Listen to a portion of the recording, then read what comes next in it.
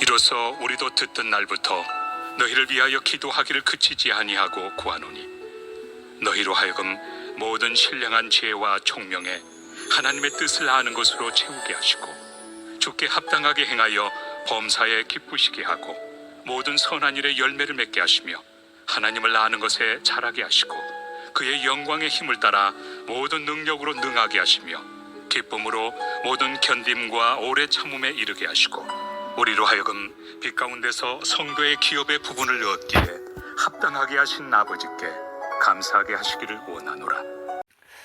오늘 본문은 바울의 기도 제목이죠. 9절에 보면 바울은 골로새 교회를 위해 기도하기를 그치지 아니하고 구하였다라고 합니다.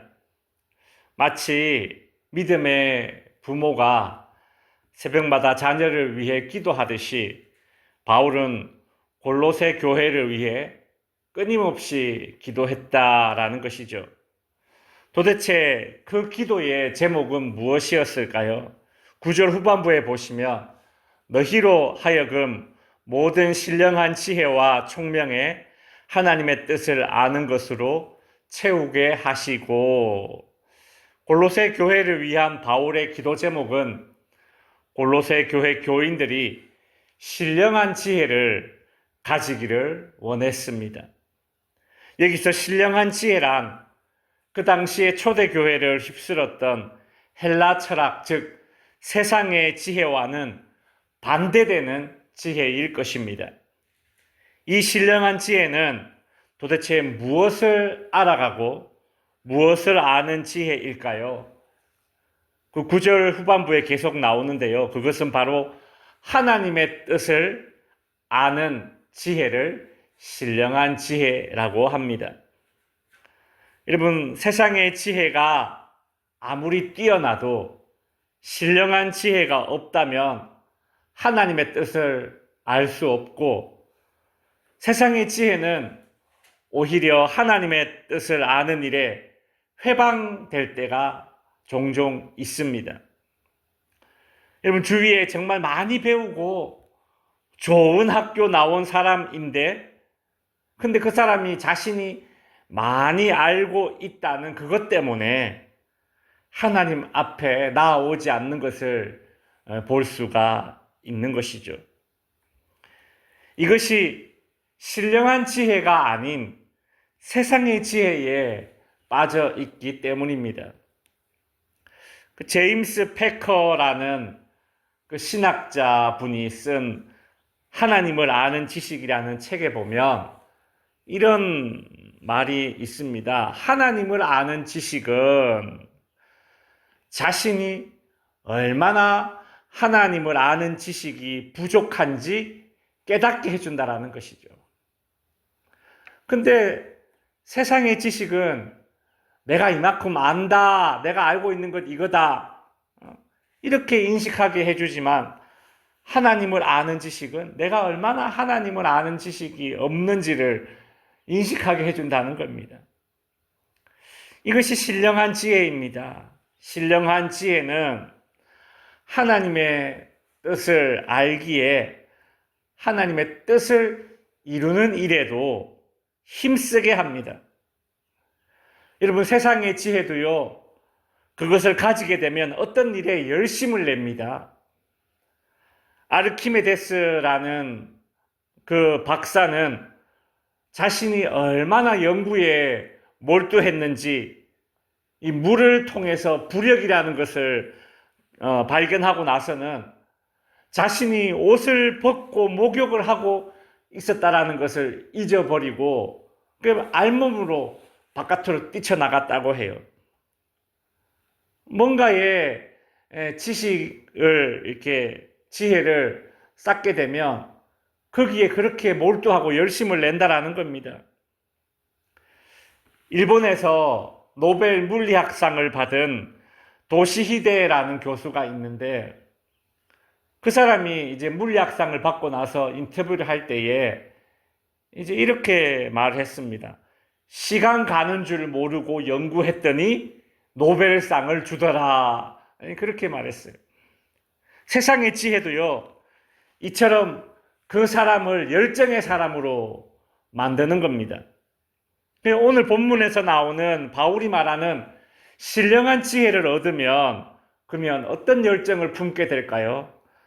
그건 바로 하나님을 위해 열정을 품게 된다는 것입니다. 바울을 한번 생각해 보십시오. 그가 신령한 지혜, 즉 하나님의 뜻을 제대로 알고 있기 때문에 그가 하나님의 일, 즉 선교에 대한 열정이 얼마나 뜨거웠던 사람입니까? 골로새 교회는 이단들의 잘못된 그 교훈에 맞서기 위해서라도 신령한 지혜가 더욱 필요했던 상황입니다. 그래서 바울은 골로새 교회가 신령한 지혜를 갖도록 그렇게 기도를 했던 것이죠. 골로새 교회를 위한 바울의 기도 제목 두 번째는 10절에 나오는데 주께 합당하게 행하여 범사에 기쁘시게 하고 모든 선한 일에 열매를 맺게 하시며 라고 합니다.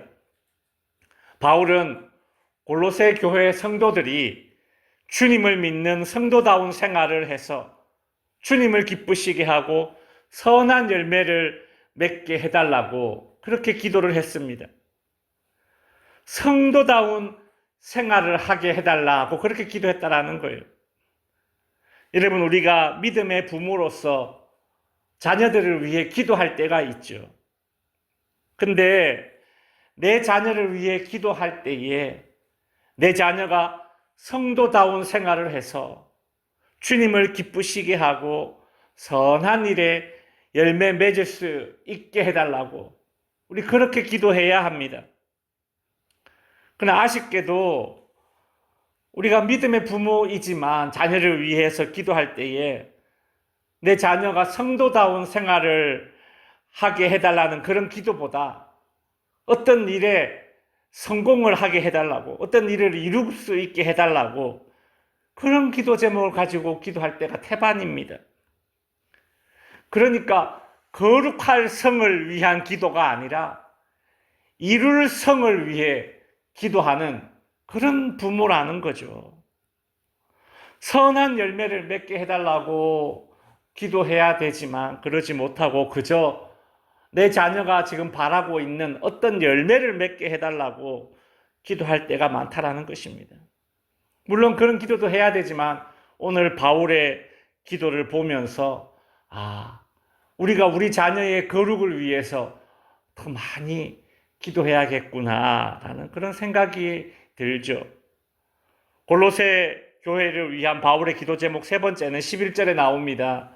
그의 영광의 힘을 또한 모든 능력으로 능하게 하시며 기쁨으로 모든 견딤과 오래 참음에 이르게 하시고, 바울은 골로새 교회 교인들이 당하는 그 고난을 기쁨으로 끝까지 참고 견디게 해달라고 그렇게 기도를 하고 있습니다. 피하게 해달라는 기도가 아니라 견디게 해달라는 그런 기도를 하고 있습니다. 우리 주님이 십자가를 지시기 전날 밤에 겟세마네 동산에서 하셨던 기도가 이와 같은 기도 아닙니까? 바울이 골로새 교회 교인들을 위해 기도할 때에 피할 수 있기를 구하는 것이 아니라 견딜 수 있기를 구하는 그런 기도를 했던 이유가 무엇입니까? 12절에 나오죠. 우리가 보는 이 성경에는 접속 부사가 생략되어져 있는데 원래 12절을 이렇게 시작합니다. 그리하여라는 말로 시작해요. 그리하여 우리로 하여금 빛 가운데서 성도의 기업의 부분을 얻기에 합당하신 하나님께, 아버지께 이렇게 되어 있거든요. 그러니까 11절, 12절이 묶여져 있는 겁니다. 바울이 골로새 교회 성도들이 당하는 그 고난을 끝까지 잘 견디게 해달라고 기도했던 이유가 무엇인가? 12절이라는 거예요. 고난을 참고 잘 견뎌서 그리하여 어떻게 되라고요? 기쁨으로 참고 견뎌서 그리하여 상속받을 몫을 차지할 자격을 얻을 수 있기 때문에, 그렇기 때문에 피할 수 있게 기도하는 것이 아니라 견딜 수 있게 해달라고 바울이 기도했던 겁니다. 고난 뒤에 비교할 수 없는 영광이 있으니 잘 견뎌내기를 바울이 기도하고 응원했던 것입니다. 말씀을 마칩니다. 오늘은 골로새 교회 교인들을 위해 쉬지 않고 기도했던 바울의 기도 제목을 살펴봤습니다.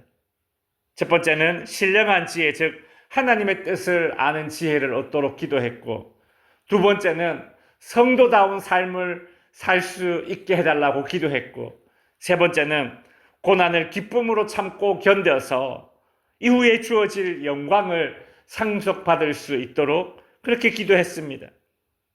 우리는 바울의 이런 기도 제목을 보면서 그동안 나는 간절히 기도했지만 나의 기도 제목이 바울의 기도 제목들과 비해서 참 깃털처럼 가벼운 그런 기도 제목이었는지는 아닌지 생각해 보게 됩니다. 간절히 기도하시되 가볍지 않은 기도 제목으로 기도할 수 있는 저와 여러분이 될 수 있기를 바랍니다. 기도하겠습니다.